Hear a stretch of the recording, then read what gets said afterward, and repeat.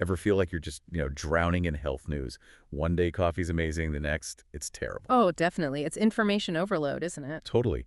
And trying to figure out what's actually important, especially with complex stuff like diseases, feels impossible sometimes. Yeah, separating the signal from all that noise is a real challenge these days. Well, today we're actually diving into a field that's building some pretty amazing tools to help with exactly that, specifically for understanding and fighting diseases. We're talking about artificial intelligence in epidemiology and public health.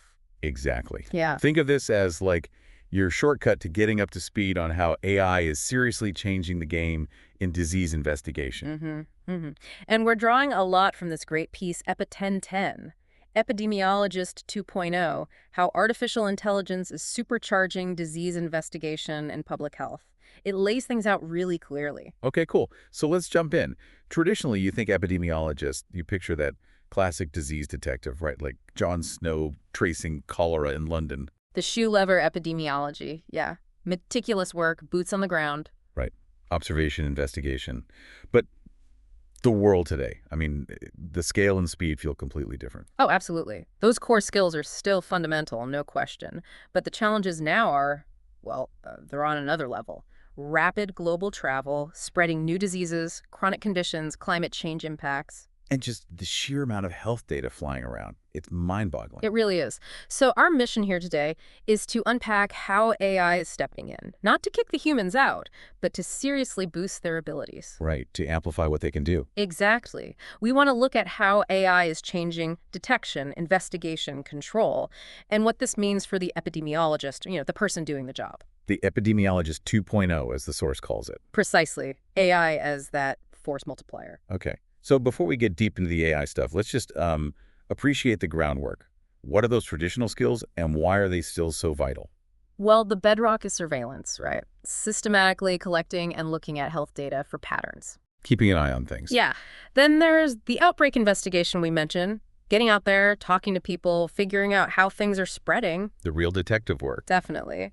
And then study design, setting up rigorous ways to test links between, say, an exposure and an illness. Making sure the science is solid. Crucial. Plus, biostatistics, the math side, analyzing the data properly.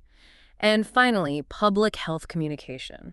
You have to be able to explain what you found so people can act on it. Makes sense. These are the skills that have literally saved millions of lives over the years. Absolutely. But as we saw, especially in the early 2020s, these traditional methods can get seriously stressed, even overwhelmed by modern crises. Yeah, you hit a wall sometimes. You do. I mean, just think about the data volumes now. Electronic health records, genomics, environmental sensors, social media chatter. Like a tidal wave of information. Exactly. Trying to analyze that manually in time to make a difference, it's often just not feasible. Yeah, the analysis becomes a huge bottleneck.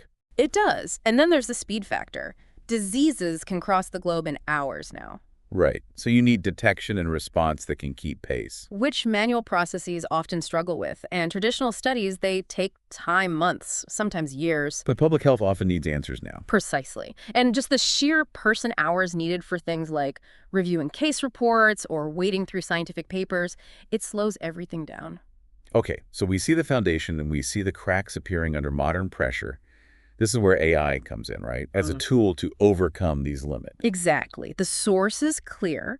The AI revolution isn't coming. It's here in epidemiology. It's giving us powerful new ways to tackle these exact problems. Okay, let's get into these AI superpowers then. What are some key applications right now, say, as of mid-2025? So a huge one is boosting surveillance and early warning systems. Traditional surveillance relies on official reports, which often have a lag. Things take time to filter up. Right. AI lets us cast a much wider net and do it faster. How does that work? Is it listening everywhere? In a sense, yeah. AI algorithms can scan just vast amounts of different data sources almost instantly.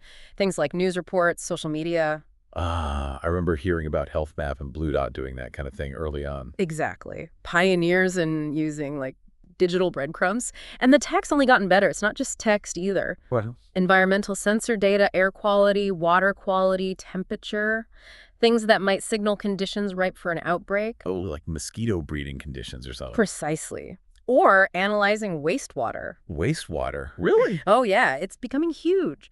AI can spot patterns and pathogen levels in sewage. It's an early flag, sometimes before people even show symptoms or go to the doctor. Wow, that's like a community health checkup. Kind of. Imagine seeing a spike in a virus in the wastewater a week before clinics get busy. That's a massive head start. That's incredible. Proactive, not just reactive. Exactly. And add flight and travel data analysis to predict where a disease might hop next. Okay, I see. It's pulling all these different threads together. Right. And by integrating all this, AI can flag potential outbreaks much, much earlier, giving public health that crucial lead time. That really could be a game changer for stopping things before they get big.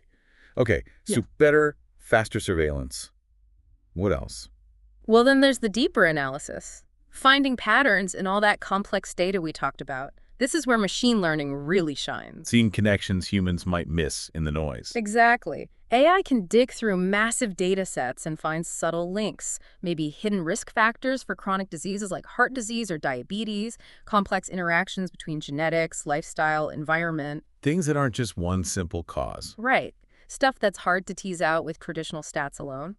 Or during an outbreak, AI can model transmission dynamics. How it's spreading. Yeah, identifying super spreader events, maybe even predicting how a virus might mutate based on its genetic sequence and spread patterns. Wow. It's like getting a dynamic map of the outbreak. Pretty much. And this feeds into something called precision public health. Like precision medicine, but for populations. Sort of, yeah. AI helps identify subgroups who are at higher risk based on lots of different factors, so instead of a blanket approach. You can target interventions much more effectively. Exactly. Tailor things for maximum impact, use resources smarter. Maybe it's identifying a specific neighborhood profile, or even using anonymized data to flag individual risk factors for, say, a targeted vaccine reminder. So moving beyond one size fits all, that sounds way more efficient. It can be. And this predictive power goes further. AI is getting really good at building forecasting models. Like predicting flu season peaks. Yeah, or forecasting COVID-19 waves, predicting hospital capacity needs. We saw a lot of that using AI to model the trajectory of outbreaks. Those models were everywhere, weren't they? Trying to guide policy. They were critical, even with uncertainties. And AI can also model the impact of interventions before you roll them out. Oh, like simulating a travel ban or a mask mandate. Exactly, running what-if scenarios to see which strategies might work best, based on the data. It's like a virtual test lab for public health policies. That could save a lot of guesswork and potentially prevent ineffective measures. Hopefully. And it helps with resource allocation, too. Predicting where you'll need more hospital beds, more tests, more staff during an emergency. Getting supplies where they're needed before the crisis hits peak. That's the goal. Proactive logistics driven by predictive insights. Makes total sense. Okay, one more area the source mentioned was automated literature review, which sounds like a lifesaver. Oh, it really is. The sheer volume of published research is just impossible for any one person to keep up with. Right. Thousands of papers coming out all the time. So AI tools can now scan vast libraries of research, identify relevant studies for a specific question, even pull out key data points. Like a super fast, tireless research assistant. Pretty much. It helps speed up evidence synthesis, getting the latest knowledge into practice faster. But the human expert still needs to assess the quality, right? Oh, absolutely. Critically important. The AI finds the potential evidence. The epidemiologist evaluates it. It augments. It doesn't replace that critical judgment. Okay, got it. So with AI doing all this heavy lifting, faster surveillance, deeper analysis, prediction, even reading papers of what happens to the epidemiologist, are they coding themselves out of a job? Not at all. The source makes a strong case that the role is evolving, becoming arguably more complex and critical. It's the rise of the epidemiologist 2.0. Evolving, not disappearing. Okay. Yeah. So what new skills does this Epi 2.0 need? Well, first off, data curation and governance become even more crucial. Garbage in, garbage out, right? Especially with AI. Exactly. So epidemiologists need to be stewards of the data, ensuring its quality, relevance, understanding biases, like if certain groups are underrepresented. Which could skew the AI's results. Hugely. And navigating the ethical side of data use is key, too. Then there's algorithm interpretation and validation. Dealing with the black box problem. Yes, sometimes. You need to be able to critically look at what the AI spits out. Does it make sense biologically? Does it fit the real-world context? Why is the model saying this? You can't just blindly trust the output. So you need enough understanding to question the machine. Absolutely. Human oversight is non-negotiable. And collaboration skills are paramount. Working with the tech folks. Yeah, data scientists, AI engineers, bioinformaticians. Epi 2.0 needs to speak their language, bridge the gap between public health needs and technical possibilities, build those interdisciplinary teams. Makes sense. It's a team sport now more than ever. Definitely. Uh, And communication skills need an upgrade, too. How so? Explaining findings from complex AI models to policymakers or the public, that's tricky. You need to convey the insights clearly, but also the limitations, the uncertainties. Building trust is key there, I It's imagine. crucial. If people don't understand or trust it, the best AI insights are useless. And finally, ethical leadership. Guiding how this powerful tech is used. Exactly. Advocating for fairness, transparency, accountability, helping shape policies for responsible AI in public health. So the Epi 2.0 is, well, they're a data steward, a critical thinker, a translator, a collaborator, an ethical guide, all built on top of those core epidemiology skills. That sums it up pretty well. It's a demanding but really exciting evolution. It sounds incredibly promising.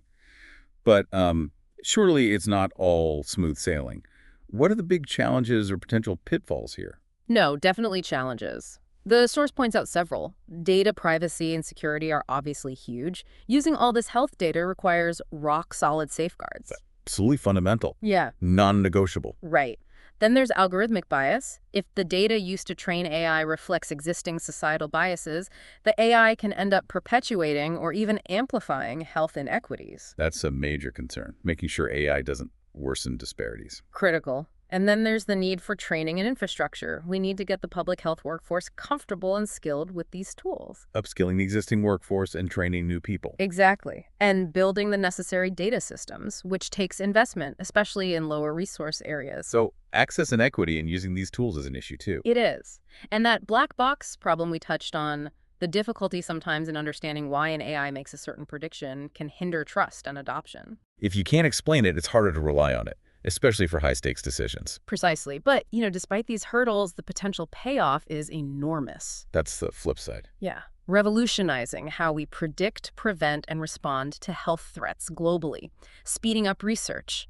Personalizing public health. It really could strengthen global health security overall. So the key seems to be moving forward thoughtfully, ethically, collaboratively, addressing those challenges head on. That's exactly it. Harnessing the power responsibly. Okay, so wrapping things up, we've seen how AI is creating this AI-powered disease detective, giving epidemiologists these incredible tools. Yeah, enhancing their vision, their analytical power, their speed. And this feels really important, it's not erasing the human element. Not at all. The critical thinking, the ethics, the understanding of context, the community connection. Yeah. That human epidemiologist remains absolutely central. It's about that synergy, isn't it? Human intelligence working with artificial intelligence.